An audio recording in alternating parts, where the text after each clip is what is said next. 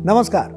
वर्षों से इंसान की उत्पत्ति और इंसान के भीतरी अंगों यानी कि ऑर्गन्स को लेकर शोध जारी है कि इसकी उत्पत्ति कैसे हुई और मनुष्य के ऑर्गन्स काम कैसे करते हैं और बढ़ती उम्र के साथ ये ऑर्गन कैसे डेवलप होते जाते हैं। तमाम प्रयोगों के बाद वैज्ञानिकों ने एक ऐसा मॉडल तैयार किया है जो इंसान के दिमाग जैसा ही दिखता और काम करता है। इसे multi reason brain organoid MRBO कहा जाता है। ये मॉडल 40 दिन के मानव भ्रूण के दिमाग जैसा ही है, यानी कि किसी बच्चे जैसा है, जिसमें दिमाग के सारे हिस्से और छोटी छोटी खून की नसें भी हैं। इसे लैब में ही तैयार किया गया है और समय के साथ ये और डेवलप होता जाएगा। इसे विज्ञान का एक और चमत्कार माना जा रहा है, जिससे भविष्य में कई तरह के फायदे हो सकते हैं। आज साइंस स्पार्क में बात होगी वैज्ञानिकों द्वारा बनाए गए मिनी ब्रेन की।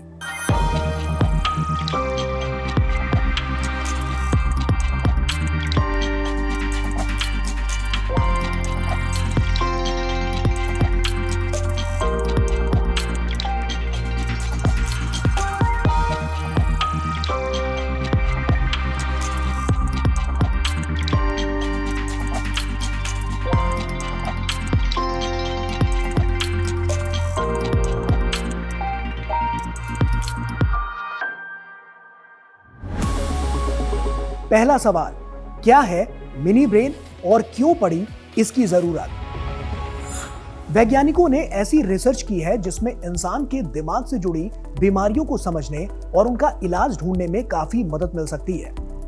अमेरिका की जॉन्स हॉपकिंस यूनिवर्सिटी के शोधकर्ताओं ने लैब में एक छोटा सा ब्रेन तैयार किया है जिसे मिनी ब्रेन कहा जा रहा है। यह मिनी ब्रेन किसी इंसानी दिमाग की तरह ही काम करता है। इसकी मदद से ऑटिज्म, डिप्रेशन और अल्जाइमर जैसी बीमारियों को समझने में और उनका हल निकालने में काफी मदद मिल सकती है।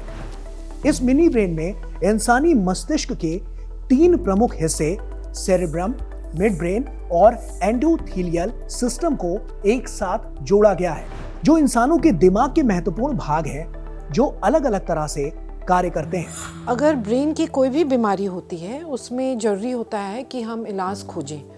बहुत सारी ब्रेन की बीमारी बहुत कॉम्प्लेक्स है और इनका इलाज आसान नहीं है या कभी कभी नामुमकिन भी है।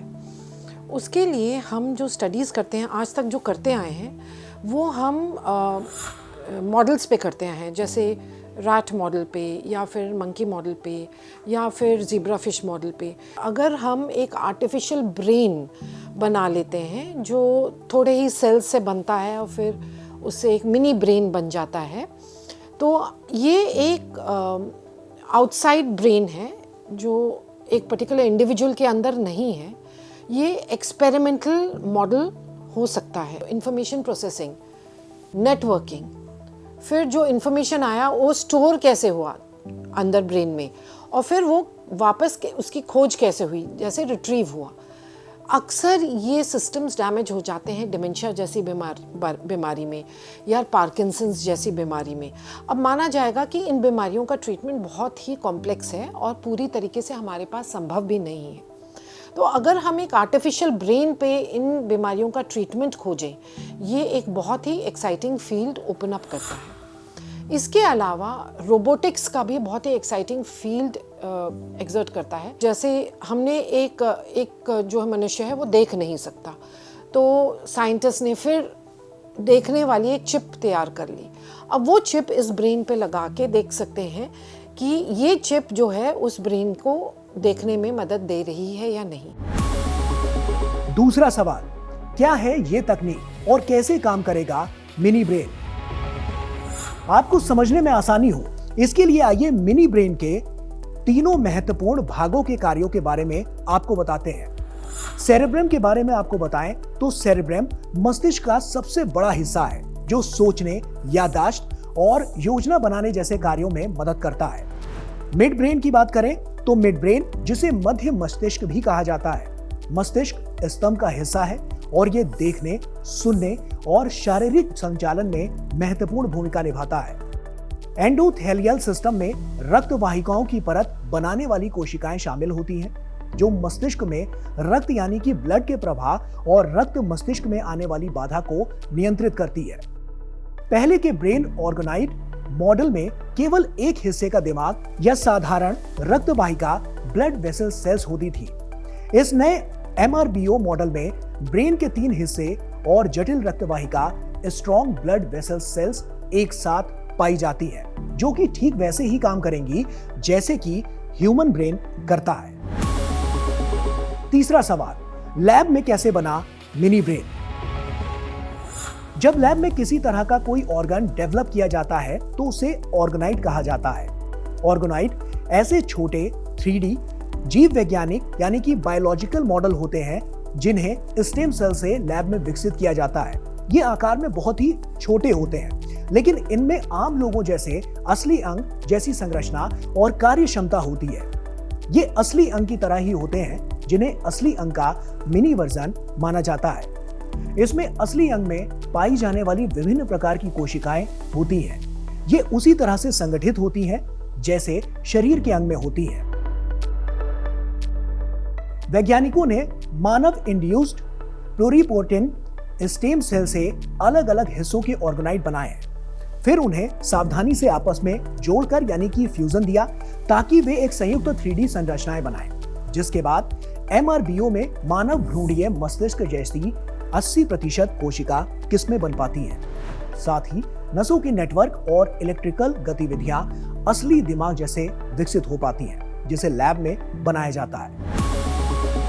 चौथा सवाल, ब्रेन के अलावा और कौन कौन से ऑर्गन लैब में बने हैं? दुनिया भर के वैज्ञानिक स्टेम सेल की मदद से असली अंगों के छोटे छोटे संस्करण तैयार कर रहे हैं, जो बीमारियों की समझ, दवा परीक्षण और भविष्य को और मजबूत करने की दिशा में काम कर रहे हैं। वैज्ञानिकों ने न सिर्फ मिनी ब्रेन बनाया, बल्कि और भी तमाम तरह के ऑर्गन्स को लैब में ही डेवलप किया है, जिनमें फेफड़े और आंत, दिल और लीवर, पेट और गुर्दा के अलावा आंख, त्वचा और मांसपेशियां जैसे प्रमुख अंग समय समय पर विकसित किए गए हैं। विशेषज्ञों का मानना है कि आने वाले वर्षों में ये ऑर्गेनाइड न केवल बीमारियों को समझने और नई दवाओं के परीक्षण के लिए, बल्कि पर्सनलाइज्ड मेडिसिन और भविष्य में ट्रांसप्लांटेशन के लिए भी अहम भूमिका निभा सकते हैं।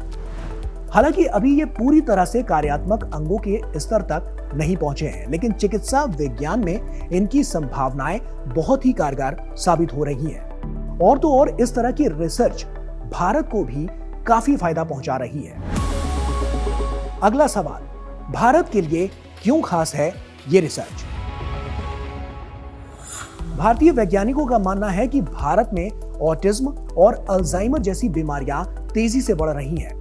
आंकड़ों के मुताबिक देश में करीब 1.5% बच्चे ऑटिज्म से प्रभावित हैं और 50 लाख से ज्यादा बुजुर्ग अल्जाइमर का शिकार हैं। इन बीमारियों का सटीक इलाज ढूंढना मुश्किल हो रहा है, क्योंकि ज्यादातर दवाएं चूहों पर टेस्ट की जाती हैं, जो इंसानों पर अक्सर फेल हो जाती हैं। मिनी ब्रेन इस समस्या का हल दे सकता है। ये नई दवाओं को टेस्ट करने और आसान और सटीक तरीका है, जिससे इलाज का सक्सेस रेट बढ़ सकता है। तमाम माओं के लिए मिनी ब्रेन की ये खोज उनके बच्चों के लिए नई उम्मीद ला सकती है। साथ ही इस तकनीक से भविष्य में हर मरीज के लिए खास दवाएं भी बनाई जा सकती हैं। अगला सवाल, मिनी ब्रेन से कैसे होगा फायदा? ये मिनी ब्रेन न सिर्फ दवाओं को टेस्ट करने में मदद करेगा, बल्कि ये भी बता सकता है कि कौन सी दवा किस मरीज के लिए सबसे अच्छी होगी। इतना ही नहीं, भविष्य में यह तकनीक ऑर्गेनाइड इंटेलिजेंस की दिशा में ले जा सकती है, जहां मस्तिष्क जैसे मॉडल्स बायो कंप्यूटिंग में इस्तेमाल हो सकते हैं। हालांकि वैज्ञानिक इस बात पर भी जोर दे रहे हैं कि इस तकनीक के एथिकल पहलुओं पर भी ध्यान देना जरूरी है। मिनी ब्रेन क्यों है खास? यह खोज इसलिए भी खास है क्योंकि यह पहली बार है जब वैज्ञानिकों ने लैब में पूरे मस्तिष्क का मॉडल बनाया है।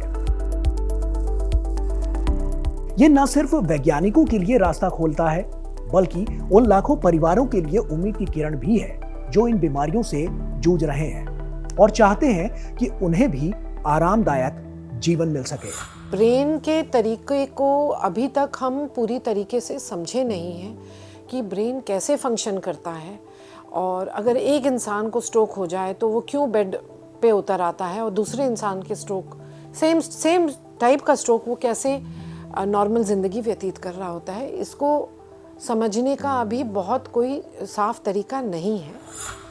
ब्रेन की जितनी भी बीमारियां हैं वो ब्रेन और एनवायरनमेंट से जुड़ी हैं। तो ब्रेन का एनवायरनमेंट को रिस्पॉन्स और एनवायरनमेंट का ब्रेन पे इन्फ्लुएंस, ब्रेन का जेनेटिक्स का रिस्पॉन्स और जीन का ब्रेन पे इन्फ्लुएंस, और ब्रेन को टॉक्सिन्स, बैक्टीरिया, इन्फेक्शंस उसका भी इफ़ेक्ट होता है। तो अब डायरेक्टली हम ह्यूमन पे तो नहीं स्टडी कर सकते एक बैक्टीरिया को लेके। जैसे उदाहरण दे रही हूँ, अभी पाया गया है कि पार्किंसंस वाले मरीजों में पेगी वायरस प्रचलित है ब्रेन में। ये तो ऑटोप्सी सैंपल्स में पाया गया या बायोप्सी सैंपल्स में। तो ये पेगी वायरस पार्किंसंस करती है या नहीं, इसकी स्टडी हम ह्यूमन में डाल के वायरस को तो करेंगे नहीं, हम ये आर्टिफिशियल ब्रेन में उस वायरस को घुसाएंगे और फिर देखेंगे कि वो पार्किंसंस के जैसे सिम्टम्स होते हैं कि नहीं। तो ये स्टेज वाइज रिसर्च होता है, एक प्रोसेस होता है। अभी तो शुरुआत है और बहुत सारे साल में मानती हूँ कि अगले 20-50 साल में बहुत सारी revolutionary discoveries for brain diseases होंगी।